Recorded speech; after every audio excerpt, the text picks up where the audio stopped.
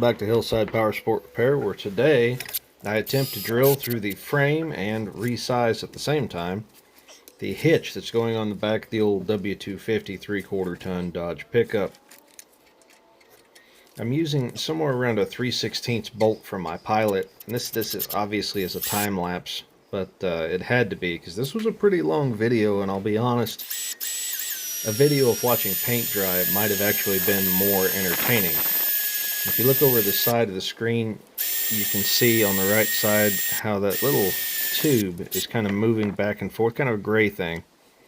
I'm using my hand to lower it and then retighten it, but I'm actually using my leg to apply force with a floor jack to the bottom of the drill, and that's why I used the M12 drill in this application. I've got a big old corded DeWalt that I've had forever and ever, and actually sent somebody to the hospital with a sprained wrist a couple of times.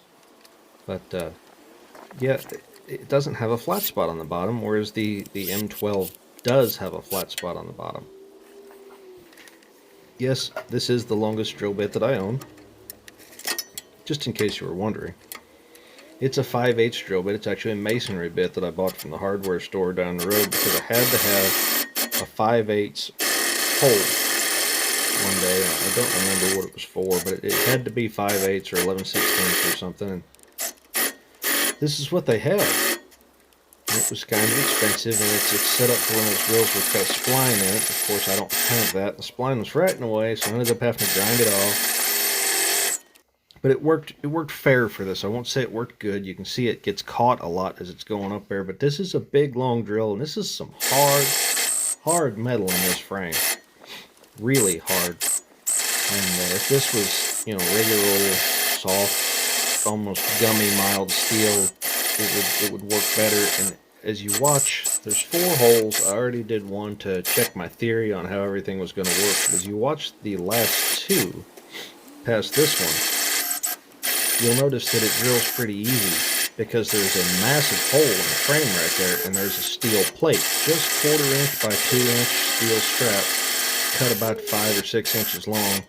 Can't remember the exact measurement there, but these drill bits, especially that 1/2 inch drill, just zaps right through it because it's an old-fashioned American-made good quality drill bit,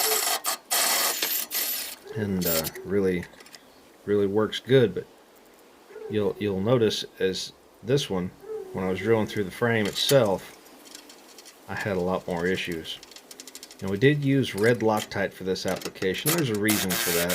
I don't think this ever really needs to leave this truck. Ever.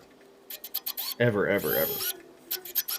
So we went ahead and used the red Loctite. I used the blue bolts, which are nothing fancy actually. They don't mean they're grade 8 or anything like that, even though they are. But the blue bolts come from the local Rural King, which I can buy bolts by weight, and I've really saved a lot of money by doing that. And was just up there the other day, and I bought these big honking 5/8 bolts because I thought it would be just perfect for my application, knowing about how big the holes were that were for the on the back there. Watch this. This is going through that mild steel. This is that good drill bit. You'll notice, I mean, it just blazes through them in comparison to the other ones. It's really a lot faster. Here I use this opportunity with that big honking masonry bit, which masonry bits have really tough cutters on them. A lot of times you have trouble drilling through something. A high quality masonry bit, even in your drill press on steel, will work really well for that application. This just kind of gives you a visual of using the floor jack for that. Again, this is sped up quite a bit. I had a fair amount of time in this, and I don't necessarily mean that it was a pleasant time period, but it was that. However, this really needed to be done, very much so, and this floor jack underneath the drill. If you don't have the floor jack, you're bench pressing 40, 50, 100 pounds, something like that, against that drill. And I probably have 45 minutes or so in drilling all of these holes and getting the bolts tightened and that kind of thing. And I don't know about you, but I am not tough enough to sit there and hold that drill with that kind of force. I just don't have the stamina in my arms and chest to do that anymore and still be able to function the next day. I could do it over a period of time, run out and drill one hole, go do something else and recover, and then go do something else and drill and recover. But as it is, you see how fast this is going. Even with the time lapse, you know that this is moving at a pretty good rate of speed. You also notice that these bolts here, these holes, it's actually reaming or cutting the hitch itself.